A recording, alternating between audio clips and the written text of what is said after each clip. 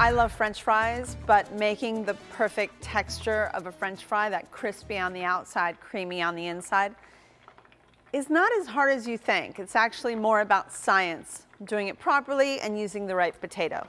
So let me show you my little trick to making perfect fries. So you get a potato, slicing down, and then layering them up and cutting them into long fry pieces. So you put them in ice water for 20 minutes. After they're in ice water, you drain them and you get them really, really dry because we're going to go into hot oil next.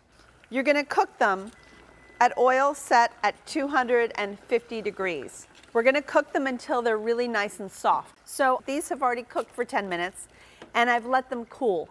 That's really important. These are beautiful fries ready to go. Heat this oil back up to 350 degrees. And now we're going to make French fries. And this will take 4 to 5 minutes. But it's really important that you have a tray ready to welcome these fries. So let's take a look at how our crispy fries are doing. We're almost there. We're getting nice and golden. So once they've turned nice and golden, go ahead and place them on your napkin or paper towel to blot them off. And place it inside of your bowl. And there you have it. A little ketchup for me and a little French fry for you.